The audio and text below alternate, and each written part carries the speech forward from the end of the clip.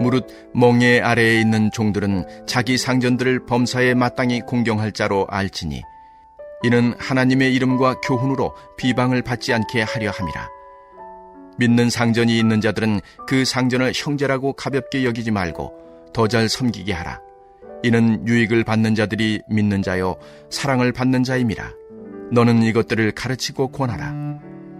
누구든지 다른 교훈을 하며 바른 말 곧 우리 주 예수 그리스도의 말씀과 경건에 관한 교훈을 따르지 아니하면 그는 교만하여 아무것도 알지 못하고 변론과 언쟁을 좋아하는 자니 이로써 투기와 분쟁과 비방과 악한 생각이 나며 마음이 부패하여지고 진리를 잃어버려 경건을 이익의 방도로 생각하는 자들의 다툼이 일어나느니라. 그러나 자족하는 마음이 있으면 경건은 큰 이익이 되느니라. 우리가 세상에 아무것도 가지고 온 것이 없음에 또한 아무것도 가지고 가지 못하리니 우리가 먹을 것과 입을 것이 있은즉 족한 줄로 알 것이니라. 부하려 하는 자들은 시험과 올무와 여러 가지 어리석고 해로운 욕심에 떨어지나니 곧 사람으로 파멸과 멸망에 빠지게 하는 것이라. 돈을 사랑함이 일만 악의 뿌리가 되나니 이것을 탐내는 자들은 미혹을 받아 믿음에서 떠나 많은 근심으로써 자기를 찔렀도다. 아멘.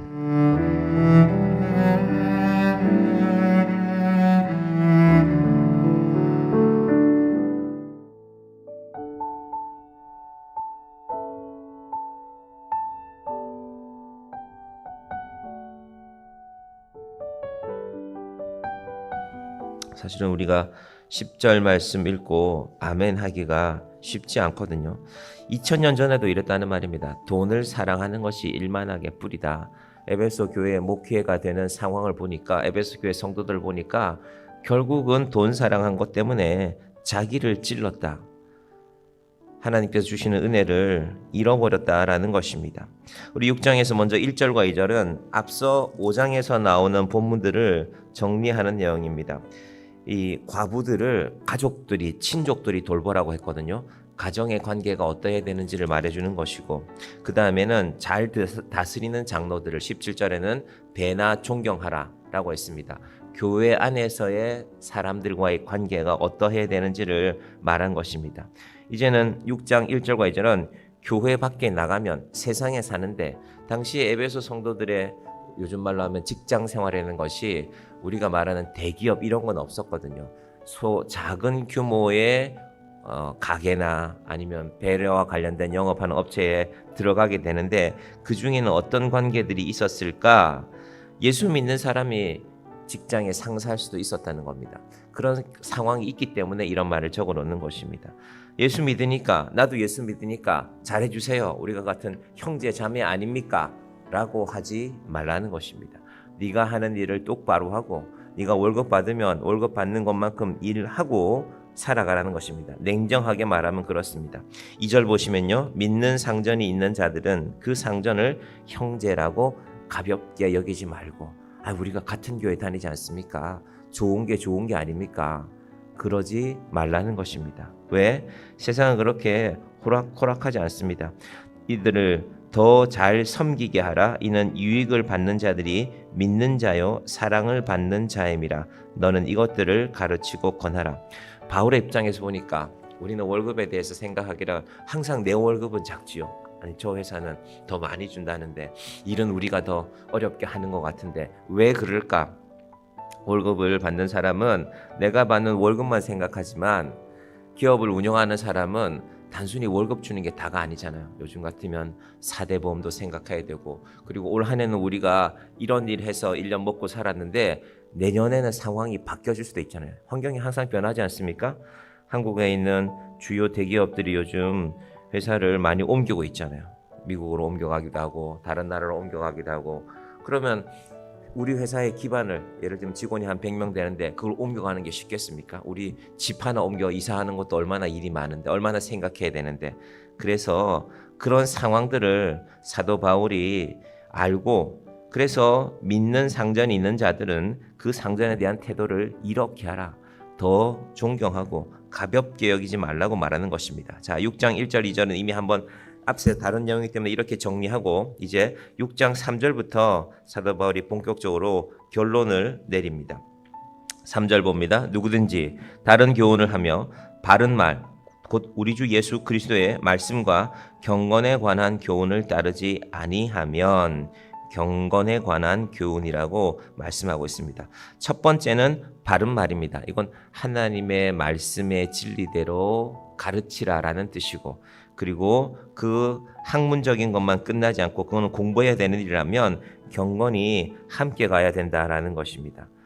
제가 2000년도에 이렇게 신학교에 입학을 했는데 25년쯤에 지났죠. 졸업하신 분들 가운데는 각지에서 뭐 한국이든 세계 여러 나라에서 목회하는 분들도 계시고 또 선교사로서 선교지를 섬기는 분들도 있습니다. 사람이니까 가치를 매기죠. 이 사람이 제일 잘 됐다.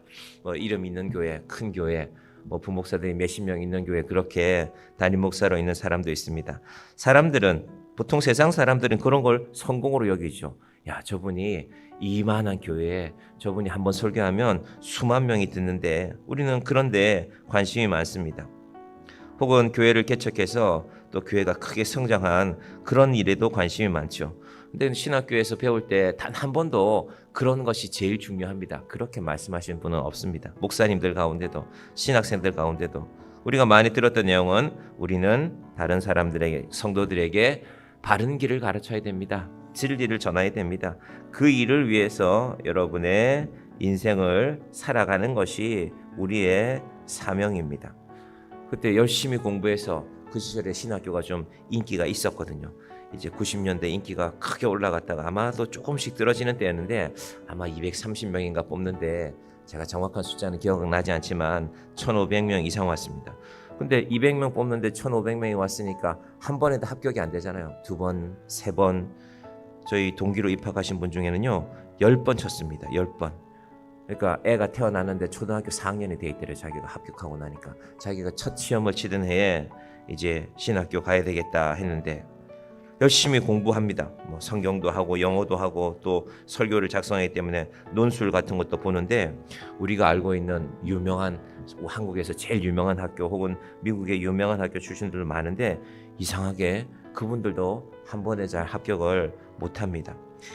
면접이 있거든요. 그래서 어떤 분들은 아니 내 성적이 이러한데 내가 매겨보니까 내가 이 정도 점수가 나오는데 왜 불합격입니까 하고 따지기도 합니다.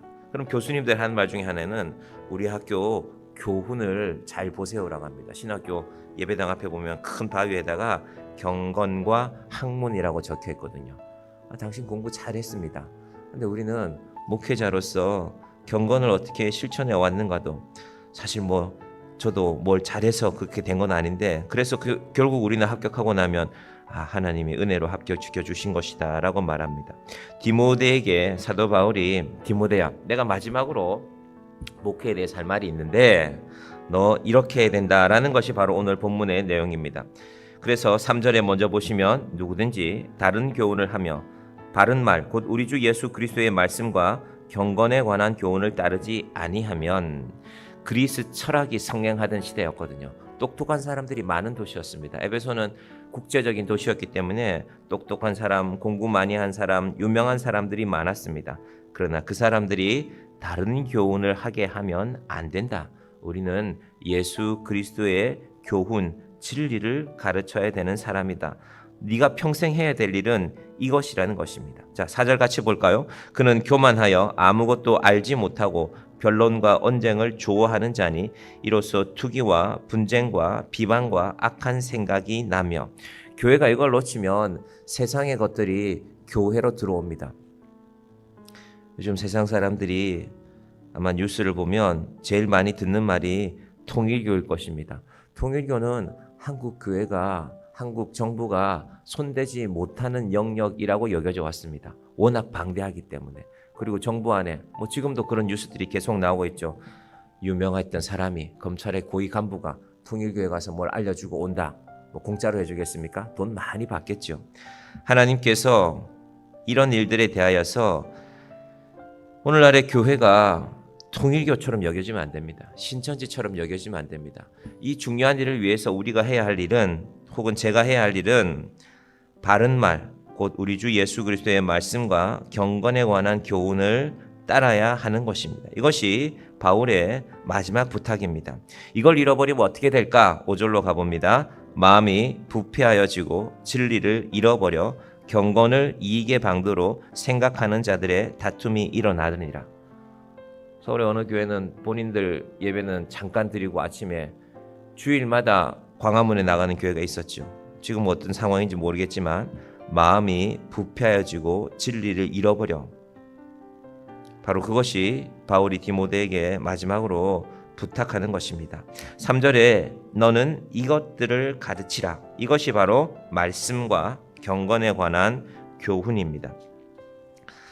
하나님께서 바울을 통하여서 디모데에게 쓴 이 편지가 우리에게도 남겨져 있습니다. 자, 그러면 말씀이란 것은 알겠는데 경건이란 것은 무엇일까? 이 경건이란 헬라 말로는 유세베이아라고 적혀 있는데 유라는 말은 잘한다, 굿, 웰 이런 뜻인데 세보마에는 믿다라는 것입니다. 혹은 우상에게는 숭배하다, 잘 믿다.